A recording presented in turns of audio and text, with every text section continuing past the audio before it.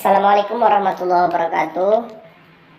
Saya ingin menceritakan sebuah dongeng atau legenda yang berasal dari Sumatera Utara yang judulnya Asal Usul Danau Toba untuk adik saya tercinta. Alkisah, pada zaman dahulu hiduplah seorang pemuda bernama Toba. Ia adalah seorang yatim piatu. Sehari-hari ia bekerja di ladang. Sesekali dia mencari ikan di sungai yang berada tak jauh dari gubuknya. Ikan hasil tangkapannya biasanya dijadikan sebagai lauk dan sisanya dijual ke pasar.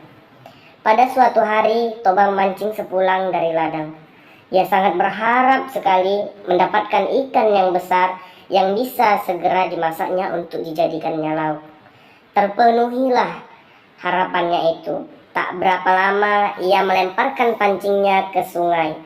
Mata kailnya telah disambar ikan. Betapa gembiranya ia ketika menarik tali pancingnya yang mendapatkan seekor ikan besar tersangkut di mata pancingnya. Sejenak Toba memperhatikan ikan besar yang berhasil dipancingnya itu. Ikannya aneh. Seumur hidupnya belum pernah sekali melihat ikan seperti ini. Warna ikan itu kekuningan dan sisik-sisiknya kuning keemasan. Terlihat berkilau sisik-sisik itu ketika terkena sinar matahari. Ketika Toba melepaskan mata kailnya dari mulut ikan tangkapannya, mendadak terjadi sebuah keajaiban. Ikan aneh bersisik kuning keemasan itu menjelma menjadi seorang perempuan yang cantik dan menjelita. Toba terheran-heran mendapati keajaiban yang berlangsung di depan matanya itu. Ia berdiri dengan bola mata membulat dan mulut melongo. "Tuan," kata perempuan jelmaan ikan itu, "aku adalah kutukan dewa karena telah melanggar larangan besarnya. Telah ditakdirkan kepadaku bahwa aku akan berubah bentuk menyerupai makhluk apa saja yang memegangnya atau menyentuhku. Karena Tuhan telah memegangku, maka aku pun berubah menjadi manusia seperti Tuhan ini." Toba memperkenalkan namanya, begitu pula dengan perempuan berwajah jelita itu. "Namaku Putri, Tuan." Toba lantas menjelaskan pula keinginannya untuk memperistri Putri karena dia terpesona oleh kecantikan si perempuan jelmaan ikan itu. "Bersediakah engkau menikah denganku?" tanyanya setelah pembicaraan beberapa saat. Jawab si jelmaan ikan, "Baiklah, aku bersedia, Tuan. Selama Tuan bersedia pula memenuhi satu syarat yang kuajukan kepada Tuan." "Syarat apa yang engkau kehendaki?" tanya si tuan tersebut. "Niscaya aku akan memenuhinya. Permintaanku hanya satu, Tuan. Hendaklah Tuan menutup rapat-rapat rahasiaku. Jangan sesekali Tuan menyebut jika aku berasal dari ikan. Jika Tuan menyatakan hal tersebut, aku akan bersedih, Tuan." "Baiklah," kata si Toba, "aku akan menutup rapat-rapat rahasiamu ini. Rahasia ini hanya kita berdua saja yang tahu." Toba dan Putri pun menikah. Keduanya hidup rukun dan bahagia meski dalam kesederhanaan.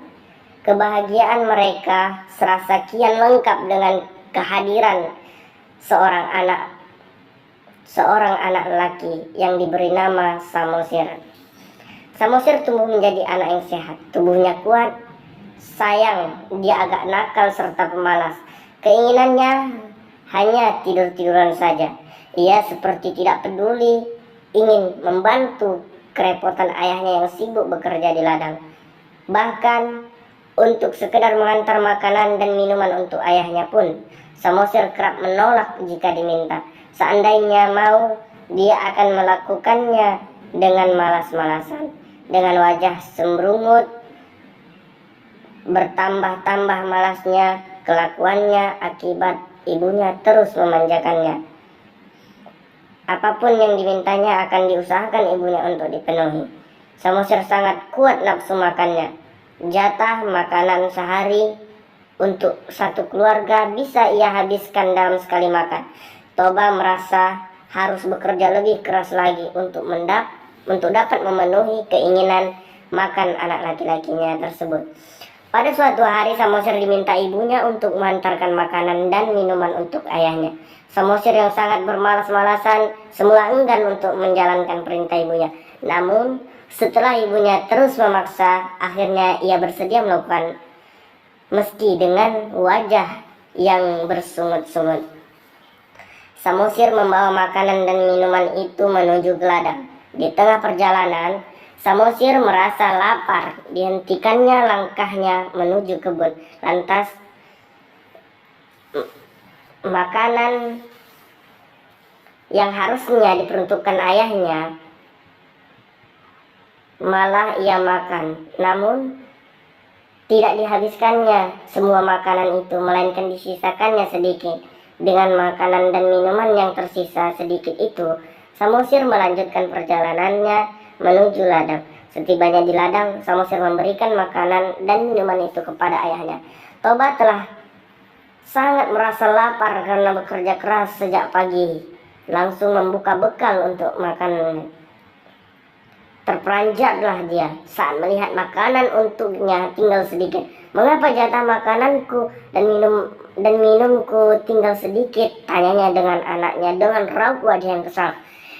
Dengan wajah polos seolah tidak melakukan kesalahan, Samosir menjawab, "Tadi di jalan aku sangat lapar, ayah. Oleh karenanya jatah makanan dan minuman ayah itu telah kumakan sebagian, tapi tidak semuanya kuhabiskan. Masih tersisa sedikit makanan dan minuman untuk ayah." Ayahnya marah dan lalu berkata, "Dasar anak tidak tahu diuntung." Kemarahan seketika meninggi, serasa tidak bisa lagi dia menahan dan bersabar.